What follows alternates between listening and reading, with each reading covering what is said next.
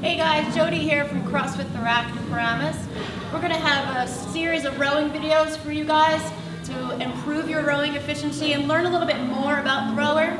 Today we have the Concept 2 rower, Model D. I'm going to go over some of the components just so you can understand what each component means so that you're not just hopping on a piece of machinery and not knowing exactly what it does. First we have our monorail. Our monorail is where our seat sits, moves nice and smoothly throughout the entire monorail. What you want to make sure you do before you actually get onto your rower is make sure that the monorail is nice and clean. There's no piece of dirt or particles on top, so if you want to wipe it down before you actually sit down, that's usually a good practice. We usually keep them nice and clean for you, but just to be safe so that there's nothing getting in the way of your stroke. Next we have our flex foot. Our flex foot is actually where we place our feet when we're starting our row. We'll go over the exact placement once we actually get onto the rower, but the flex foot is actually designed so your foot sits nicely flat up against a plastic piece of material here, and so that you're actually pushing nicely off of the rower. Next we have our handles.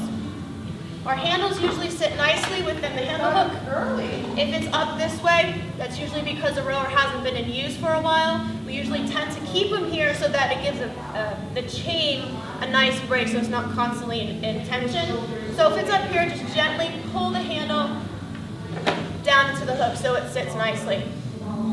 Next we have our monitor.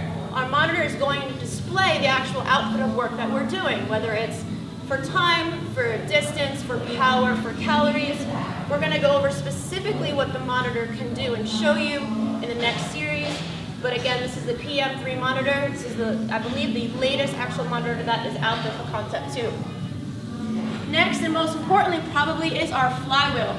Our flywheel, there's a fan in here. So this is basically going to give us the feel of our row. And the damper setting. The damper setting starting at 10 down through 1. Now the damper setting also depends on what type of rower you are. We'll go into that a little bit more in detail, again within the next couple of series of videos. But today I just wanted to show you all the components of your rower so you know exactly what they are and what they do.